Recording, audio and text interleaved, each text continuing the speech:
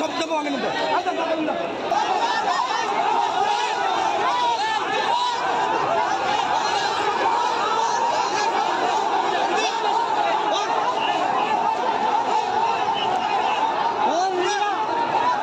কি উপলক্ষে আন্দোলন হচ্ছে, কেন হচ্ছে একটু যদি বলতেন। আজকের যে আন্দোলনটা এটা হলো গত কালকে যে হাইকোর্টে একটা রায় জারি হয়েছে, রুল জারি হয়েছে বাংলাদেশে ঢাকা সিটির ভিতরে, মহানগরের ভিতরে, দুই সিটির ভিতরে, উত্তর সিটি দক্ষিণ সিটির ভিতরে কোনো অটো রাখা যাবে না, কোনো অটো চলবে না। 72 ঘন্টার একটা আলটিমেটাম হাইকোর্ট থেকে গিয়ে একটা রুল জারি করছে। হ্যাঁ, একটা শুনানি হয়েছে।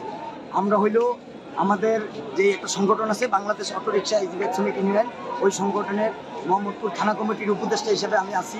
আসলে আজকের যে আন্দোলন এটা আমাদের কোনো সাংগঠনিক আন্দোলন না, এটা হলো যার যার পেটের তাগিদে, যেহেতু তাদের পেটে আঘাত করছে, তাদের পেটে লাথি করছে, এই তাগিদে যার যার তাগিদে তার তার স্থান থেকে শেষে এখানে আজকে জড়া হয়েছে। এখানে যাতে কোনো বিশৃঙ্খলা না হয় এটার জন্য, এইটা নিয়ন্ত্রণে রাখার জন্য, বুঝায় রাখার জন্য, কোনো বিশৃঙ্খলা যাতে না করতে পারে এটার জন্য আজকে আমাদের এখানে আমাদের সাংগঠনিকভাবে আমি এখানে উপস্থিত আছি, যেহেতু মনে এখানে কোনো ধরনের উস্কানিতে কোনো ধরনের বিশৃঙ্খলা তৈরি না হয়। আচ্ছা, আপনাদের দাবিগুলো আসলে কি কি? দাবিটা হইলো মূলত যে দাবিটা আমাদের ছিল, আমাদের দাবি ছিল রোড পারমিট আমাদেরকে দিতে হবে এবং ট্রেড লাইসেন্স দিতে হবে, ড্রাইভারদেরকে একটা বিআরটি থেকে লাইসেন্স দিতে হবে এবং আমাদেরকে একটা রোড পারমিট দিতে হবে, রোডের একটা সার্কুলার দিতে হবে যে আমাদের অটো রিক্সাগুলি আসলে কোন রাস্তায় যাবে, কোন রাস্তায় যাবে না, এই ধরনের একটা সার্কুলার রোড পারমিট আমরা সরকারের কাছে আবেদন করছিলাম। আমরা গত পরশু দিনও প্রেস ক্লাবে একটা সমাবেশ করছিলাম।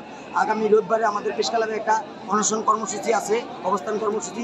যতক্ষণ পর্যন্ত আমাদের এই দাবি আদায় না হবে ততক্ষণ পর্যন্ত রাজপথ আমরা প্রেস ক্লাবের এলাকায় আগামী রোববারে আমরা ওইখানে ব্লক করে দেবো, ওই জায়গায় স্থান নেব।